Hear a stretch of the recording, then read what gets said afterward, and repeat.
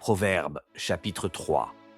Mon fils, n'oublie pas mes enseignements, et que ton cœur garde mes préceptes, car ils prolongeront les jours et les années de ta vie, et ils augmenteront ta paix.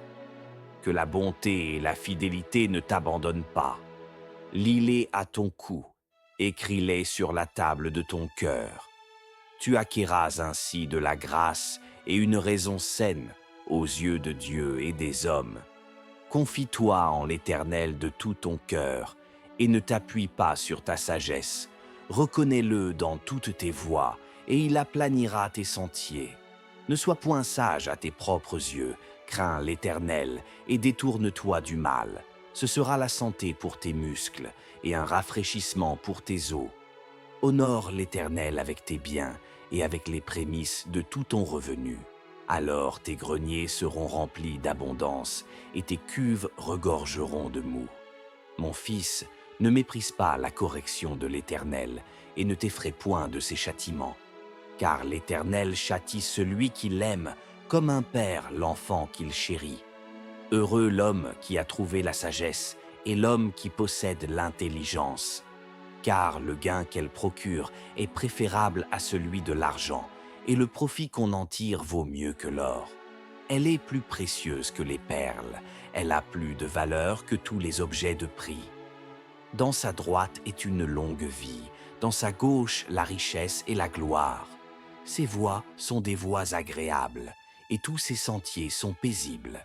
Elle est un arbre de vie pour ceux qui la saisissent, et ceux qui la possèdent sont heureux.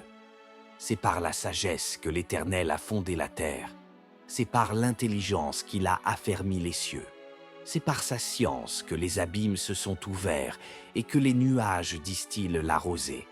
Mon fils, que ces enseignements ne s'éloignent pas de tes yeux. Garde la sagesse et la réflexion.